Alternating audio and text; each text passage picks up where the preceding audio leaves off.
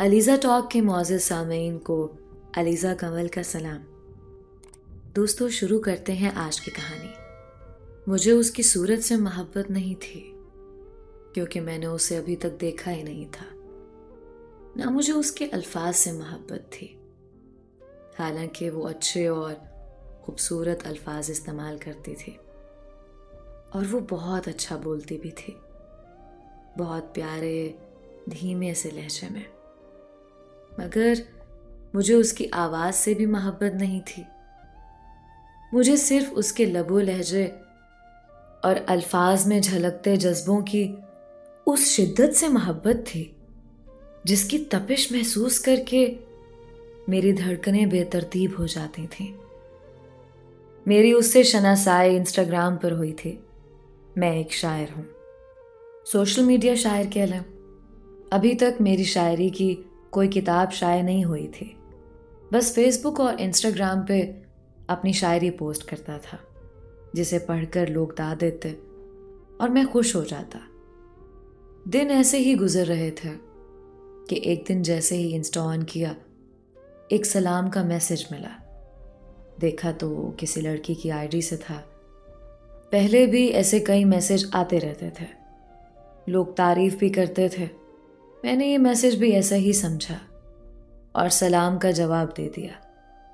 फौरन ही मैसेज आया, बहुत लेट आए आप, मैं तो कब से वेट कर रही थी आपका। मुझे वाकई हैरानी हुई थी कि रात के 1 बजे ये मेरा इंतज़ार क्यों कर रही थी, और इससे भी अहम सवाल ये था कि ये कौन थी। आप मेरा इंतज़ार क्यों कर रही थी? मैंने जवाबन मैसेज किया, आपकी शायरी बहुत प्यारी होती है। जवाब कुछ देर बाद आया था, जिसका मतलब था कि उसने सोचकर जवाब लिखा है और उसके पास मेरे सवाल का जवाब नहीं था कि वो मेरा इंतज़ार क्यों कर रही थी। मैंने भी ज़्यादा जोर नहीं दिया और शुक्रिया लिखकर सेंड कर दिया। मोस्ट वेलकम सर, फौरन ही जवाब आया था। कुछ दिन गुजरे तो फिर उसका मैसेज आया। उसमें भी उसने सलाम के बाद मेरे नए शेर की तारीफ की थी। उसे शेर बहुत पसंद आया था। फिर ये मामूल हो गया, मैं जब भी कोई नया शेर पोस्ट करता वो मैसेज कर देती। यूं ही 6-7 माह गुजर गए। ना मैंने कुछ पूछा ना उसने बताया, मगर हम अनजान रहकर भी ना जाने कैसे और क्यों एक दूसरे के करीब आते गए। अल्फाज बातों में ढलकर पुरखुलूस जज्बात बनते गए और हम कुछ ही अरसे में इतना करीब आ गए कि जुदाई का सोचकर सहम जाते थे। मैं वाकई डर जाता था, क्योंकि मेरे पास खोने के लिए उसके सिवा और कुछ नहीं था। जब वो कहती कि मेरे भी आपके लिए ऐसे ही जज्बात हैं, तो मैं सरशार हो जाता था। उसके साथ मेरे अल्फाज मजीद निखरते गए। वो मेरी शायरी का महवर नहीं, मेरी शायरी बन चुकी थी। मुझे पता ही नहीं था कि गज़ल लिखने के लिए अल्फाज नहीं, किसी ऐसे इंसान का होना ज़रूरी है जिस पर गज़ल लिख सकें, तभी उसमें जान पड़ती है। मेरी गज़लों में जान पड़ गई थी। पढ़ने वालों को लगता था कि गज़ल खुद उनसे मुखातिब है। हर लफ्ज़ पे तारीफ बढ़ती गई और हर तारीफ पे मेरी उसके लिए शिद्दत।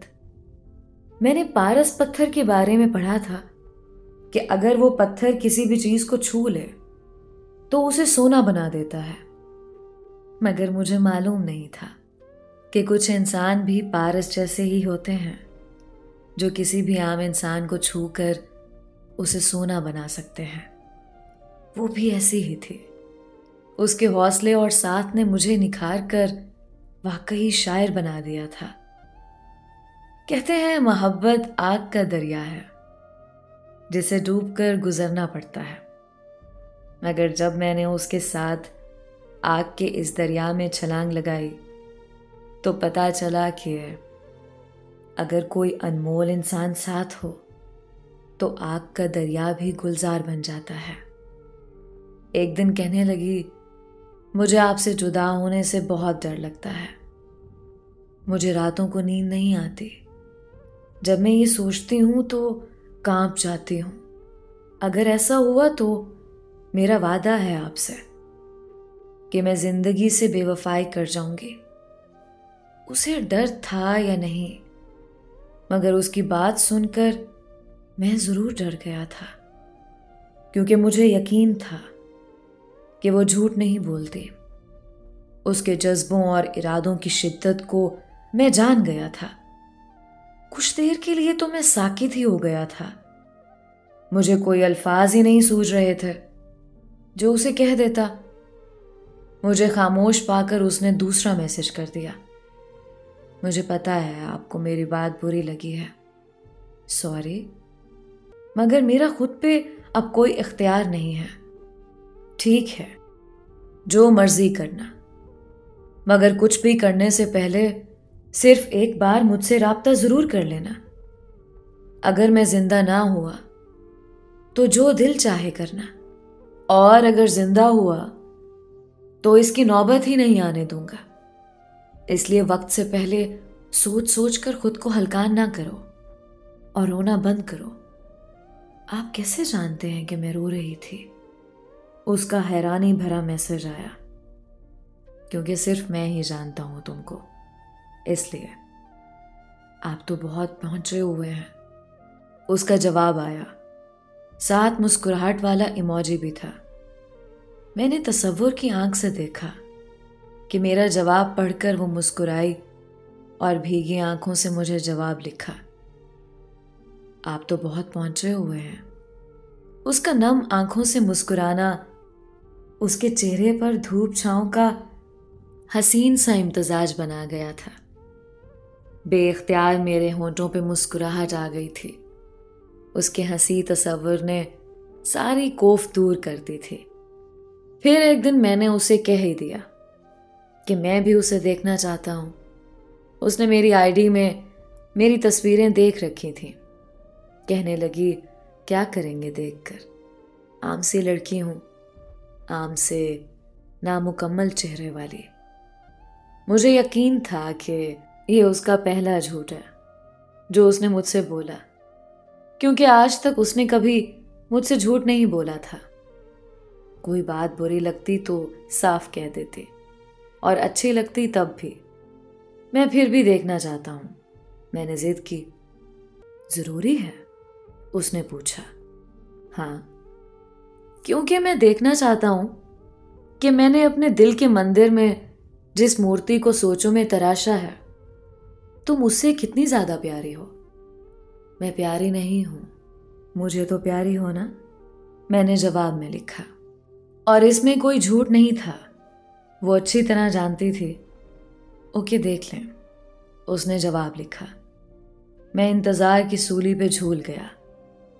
मोबाइल की स्क्रीन पे सिर्फ मेरी आंखें ही नहीं, दिल भी ठहरा हुआ था।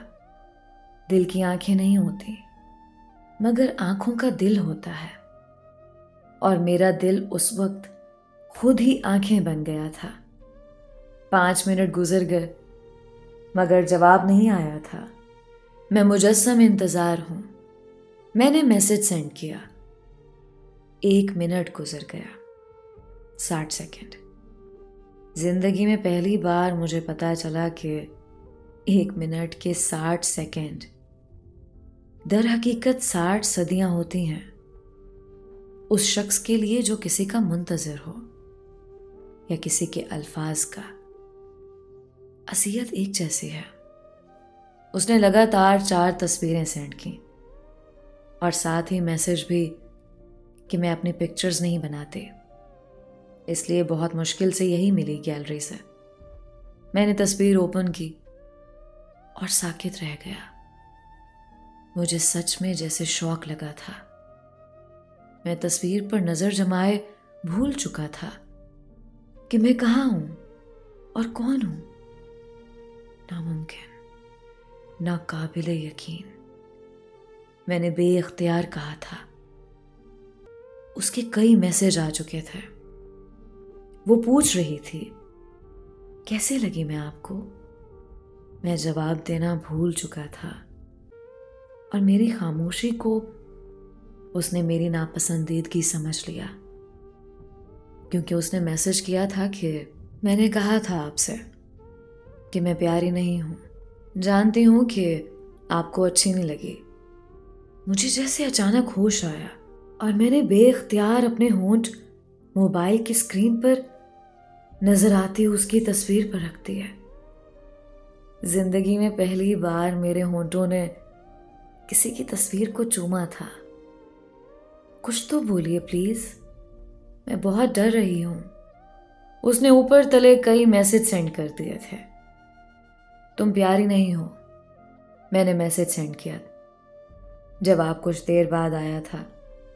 लिखा था, जानती हूं मैं प्यारी नहीं, मगर प्लीज मुझे छोड़ना मत। उसके अल्फाज से मैं लरस कर रह गया। ये फकत उसके अल्फाज नहीं थे, उसकी मोहब्बत, खुलूस और जज्बों की शिद्दत इंतहा थी। वरना कौन किसी से यूं इल्तिजा करता है। मुझे अपनी खुश नसीबी पर रश्क आया था कि मुझे ये लड़की मिली थी। बात पूरी सुनो। तुम प्यारी नहीं हो, बल्कि बहुत ही ज्यादा प्यारी हो। पूरी बात यह है, समझी? तुम एक शायर के तसव्वुर से भी ज्यादा प्यारी हो। तुम सच में दिल के मंदिर में रखी उस मूरत से कहीं ज्यादा प्यारी हो जो मैंने तखय्युल में तराशी थी। शुक्र है अल्लाह का, उसने मैसेज किया। उसके अल्फाज में वाज़े तौर पर आंसुओं की नमी के साथ दुख की कमी महसूस हुई। अच्छा, रोना बंद करो, मैंने मैसेज सेंड किया। तो उसने फिर चौंक कर पूछा, आप कैसे जान लेते हैं? बताया तो है कि सिर्फ मैं ही जानता हूं तुमको। और मेरे जवाब से वो निहाल हो गई थी। फिर एक दिन कॉल पर मैंने उससे कहा कि मैंने तुम्हें अपना तखय्युल कई बार बताया है, फिर तुमने मुझे क्यों नहीं बताया कि तुम ही मेरा तखय्युल हो? शायद मुझे यकीन ही नहीं था कि मैं इतनी खुशकिस्मत हूं, इसलिए कभी नहीं बताया। तुम वैसी ही हो ना जैसी मैंने बताया था। मैंने उससे तस्दीक चाही, जी, काफी हद तक। और जब पहली बार आपने बताया था तो मैं सारी रात सोचती रही कि आपके पास जिन्नात तो नहीं। वो खिलखिला कर हंसे। नहीं, मेरे पास परी है एक, मैंने सरगोशीनुमा आवाज में कहा। वो खामोश हो गई, शायद शर्मा गई थी। इसीलिए तो कहती हूं कि आप बहुत पहुंचे हुए हैं, उसने बात बदलते हुए कहा। आपको पता चल जाता है कि मैं रो रही हूं, और आपने जो अपना तखय्युल बनाया था वो भी। उसके लहजे में मोहब्बत के साथ हैरानी भी थी। उसका हैरान होना बनता भी था, क्योंकि बहुत पहले एक दफा मैंने उसे बताया था कि मैं अपने ख्वाब में एक लड़की को देखता हूं जिसका आधा चेहरा आंचल में छुपा होता है। ये ख्वाब बहुत अरसा पहले कई बार देख चुका हूं, और फिर वो आधे चेहरे वाली लड़की मेरा तखय्युल, मेरा तसव्वुर बन गई। और तसव्वुर इतना पुख्ता कि उसके आधे चेहरे के तमाम नक्श मेरे दिल में ऐसे बसे हुए थे कि मुसव्विर होता तो तस्वीर बना सकता था। मैं किसी को भी उसके चेहरे के नक्श आंखें बंद करके बता सकता था। और जब उसने मुझे अपनी तस्वीरें सेंड की तो मैं ये देखकर हैरान रह गया कि मेरा ख्वाब, तसव्वुर और तखय्युल जिंदा होकर मेरे सामने आ गया था। 3 तस्वीरें हूबहू वैसी थी जैसी मैं ख्वाब में देख चुका था। आधा चेहरा आंचल में छुपा हुआ था, मगर चौथी तस्वीर आंचल के बगैर थी। और तब मुझे मालूम हुआ कि आधा चेहरा आंचल में क्यों छुपा होता था। उसका आधा चेहरा हल्का सा जला हुआ था।